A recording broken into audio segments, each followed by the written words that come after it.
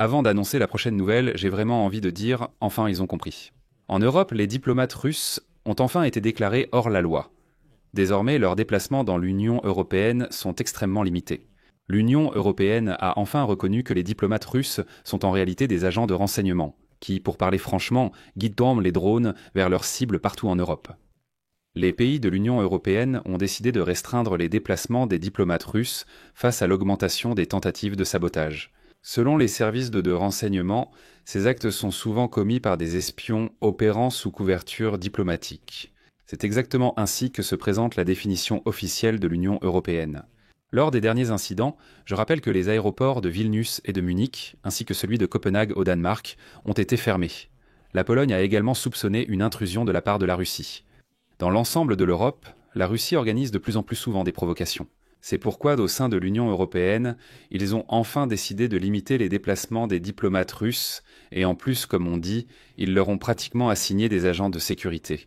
Je m'appelle Alexei Petchy. Discutons ensemble de ce sujet, mais avant de commencer, je vous demande de vous abonner à la chaîne, de mettre un like et d'écrire n'importe quel commentaire sous cette vidéo. Et si vous souhaitez soutenir le travail de cette chaîne YouTube, vous pouvez le faire en faisant un don via les liens et les coordonnées dans la description de cette vidéo ou en utilisant le code QR affiché à l'écran.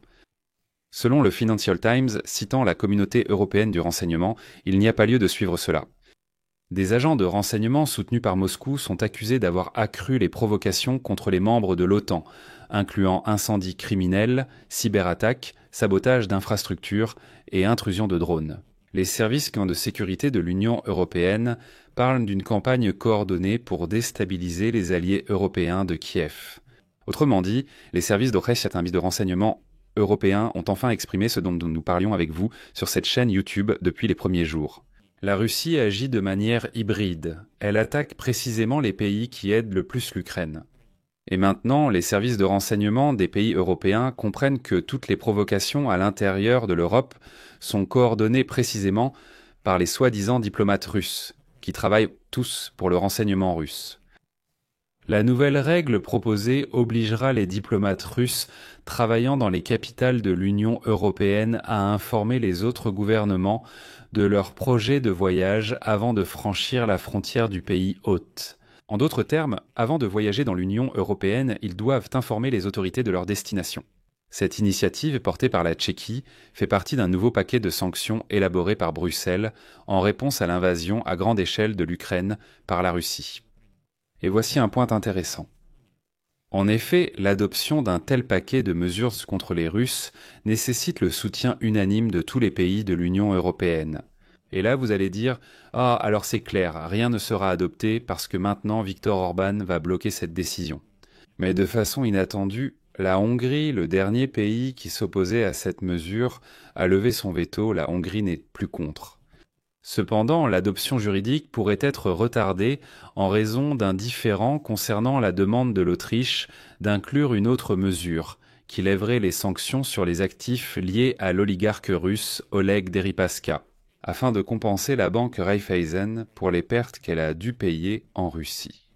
L'Autriche propose de suspendre temporairement les sanctions pour régler des questions, récupérer l'argent, puis les réimposer. Selon les responsables, les ambassadeurs d'au moins une douzaine d'autres capitales, envoyés la semaine dernière, ont déclaré qu'ils ne pouvaient pas soutenir le paquet de mesures si la proposition de l'Autriche y était incluse.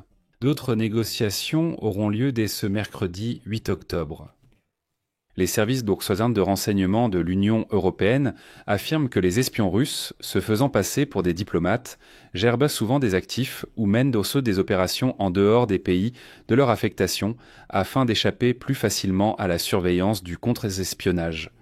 En termes simples, les diplomates russes peuvent être affectés à un endroit, dans une capitale, mais travailler en réalité dans un tout autre lieu. Les services de renseignement des pays hôtes. Ils savent à quoi ils s'occupent, mais s'il franchit la frontière, il devient plus difficile pour ce pays de le surveiller. Il faut lancer une procédure pour que le pays suivant le surveille, et pour cela il faut une sorte de plainte, mais il n'y en a pas. C'est-à-dire que si un diplomate travaille officiellement en Pologne, disons à Varsovie, ce diplomate russe s'occupe de ses affaires louches. En Allemagne par exemple, mais certainement pas dans le pays où il est officiellement en poste. Le gouvernement tchèque fait pression pour imposer des restrictions depuis mai dernier. Je rappelle que Prague a interdit l'entrée à plusieurs diplomates russes soupçonnés de contribuer aux activités de renseignement de la Russie. Mais là, le problème de Sotny apparaît.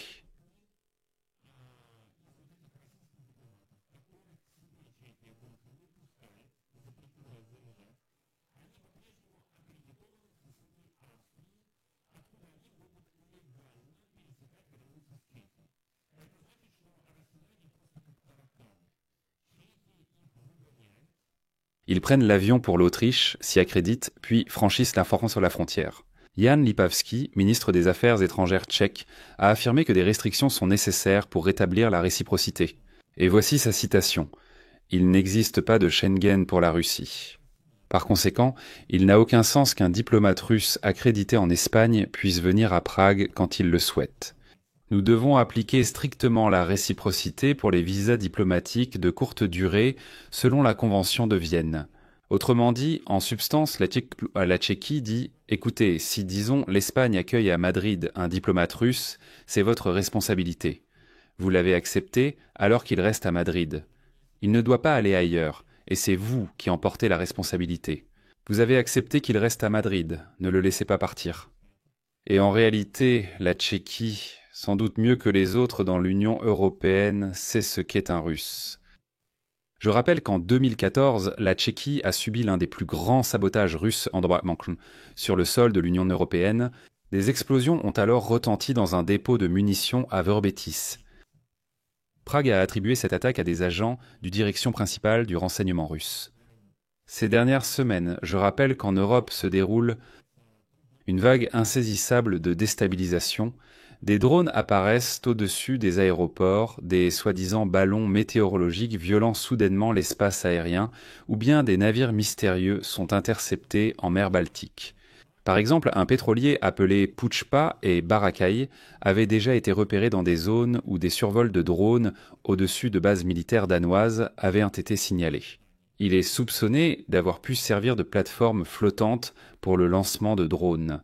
Et ce n'est qu'un maillon d'une chaîne bien plus vaste du pays. Et depuis que dans la nuit du 9 septembre, pas moins de 20 drones russes ont violé l'espace aérien polonais, les alertes dans la région sont devenues presque quotidiennes. Elles ont touché des dizaines d'aéroports et d'installations militaires dans au moins 7 pays de l'OTAN, et je souligne, ce ne sont que les cas qui ont été rendus publics. Et il faut bien se rendre compte qu'il y a encore des diplomates russes présents un peu partout en Europe, qui peuvent continuer à coordonner de telles provocations et à soudoyer des locaux pour d'autres provocations. En fait, ils peuvent faire cela directement sur place. Et voilà que la Tchéquie dit « Écoutez, si quelqu'un n'arrive pas à expulser ces Russes malpropres de son pays, alors, s'il vous plaît, accueillez-les chez vous, et qu'ils ne mettent non plus les pieds ailleurs. Qu'ils restent donc dans le pays qui les accueille. Il ne faut pas qu'ils se déplacent dans l'Union européenne. » Et il a raison, Lipavsky dit « Il n'y a pas de Schengen pour la Russie. Pourquoi donc ? Quel droit ? Un Russe accrédité à Bruxelles a le droit d'aller à Varsovie, à Vilnius, et ainsi de suite. » Ici, je mets des points de suspension. J'espère qu'une décision sera prise. Écrivez votre avis et vos conclusions dans les commentaires sous cette vidéo. Abonnez-vous à la chaîne, activez la cloche et n'oubliez pas de mettre un like. C'est tout pour aujourd'hui. Prenez soin de vous. À bientôt.